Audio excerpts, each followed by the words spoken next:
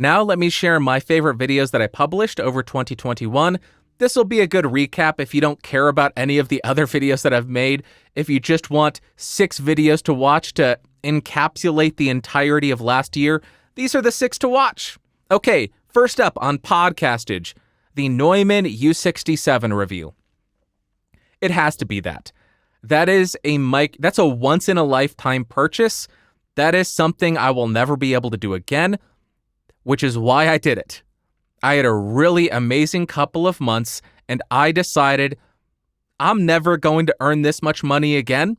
I'm going to invest as much as I can back into the channel, and that led to me buying the U67 so I can make a review and share all of it with the internet, and hopefully people enjoyed it and will live a little bit vicariously through that review. I know I feel extremely fortunate to be able to have funded that. That was really a ton of fun and quite a milestone. I know I've said this in the past when I did the TLM 103, the U87, and with the U67. The U67 likely will be the most expensive microphone that I ever review on my channel, because I don't foresee ever having ad rates like I did before, ever having as many people watching my videos as I did before, and ever being able to justify spending more than $7,000 on a microphone for a video. That I will never earn that much money back. Okay, Podcastage 2, running out of time on that camera. I made a video about proper OBS settings for your microphone to avoid clipping and distorting, because that is one of the most annoying things. Set up your microphone properly. In 2020, I actually selected a podcast episode where I shared these settings, but I condensed it down to 3 minutes, I think, and published that video on Podcastage 2. Again, absolutely should have been on my main channel because a lot of people need to see that, but it is where it is, and nothing we can do about it now. I'll need to find a way to make it a new video, and then I can publish it on the main channel by maybe adding additional plugins in there to make it the ultimate OBS microphone channel strip setup, blah, blah, blah, blah, blah. Something like that. Then we have the Bandrew Says podcast. This channel, my favorite video of the last year, probably the episode SM7B is dead. Not. And the reason why I'm selecting that, it has nothing to do with the content, or at least the topic discussed there.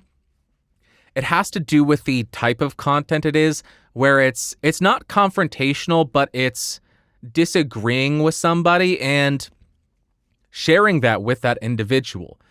And the reason why I'm selecting that is I'm incredibly proud that Harris saw it and he said, this is how you disagree with somebody. It wasn't contentious. It wasn't overly contentious. It wasn't mean-spirited. It was very kind. Would that be the proper word? It was very civil.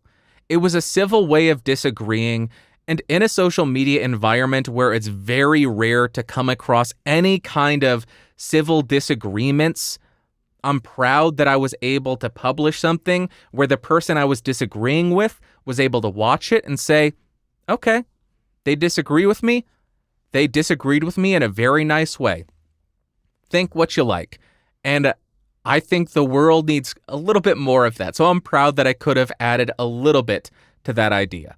Next up, we have the Watchcastage channel, and my favorite video that I published there was why I stopped wearing a smartwatch. If you don't know, I stopped wearing a smartwatch back in 2020, I think it was, and I didn't wear that watch for about 2 years. No, a year and a half. And then I put it on after I made that video because I wanted to stop carrying a phone in my pocket while I go for walks. So now I only wear it on my wrist while I'm walking, because then I can know exactly how far I walk, and I don't have to have a phone in my pocket while I'm listening to podcasts. I can listen from my watch. How crazy is that, yo? But most of the time I'll stick to an analog watch because that's the way to go. Doesn't track me. No nanobots in my blood, baby. All right. And on the Bandrew Scott channel, there were very few videos here, 14 of them, and a lot of them were published at the beginning of the year because I bulk filmed reading through Grimm's fairy tales on different microphones and then just scheduled them out. But there's one that stuck out to me while looking through what I published. That would be reading the poem It Couldn't Be Done by Edgar Winter. That's not right. Edgar Wright. He's the director, but we'll go with it. I'm sorry, Edgar. But It Couldn't Be Done. That was a poem that was really helpful last year when I was really struggling with stress at work, mixed with the stress and anxiety caused by being locked inside, mixed with the fear caused by all the paranoia and fear caused by it was not a good time. And that poem was incredibly helpful for me. And I read it and shared it because it's public domain, and I hope some people enjoyed that one. But that's probably my favorite thing that I did on that channel. And the last channel, the Bandrew Plays channel, my music channel. What? All right. Why did I do that? I didn't have much to choose from here. I had 2 electric guitar covers where I have an underlying backing track, which is the actual music. And then I did 2 full arrangements and covers of songs. One by NoFX, Parents Just Don't Understand. What's the matter with parents these days? Parents Just Don't Understand is Will Smith. Yeah, I wish that NoFX did a cover of Will Smith. Fat Mike, if you listen to this podcast, please, for the love of the few things good in this world, do a cover of Parents Just Don't Understand. I triple dog dare you, coward. Fat Mike, get on it. But my favorite video that I published there was Dumpweed by Blink-182.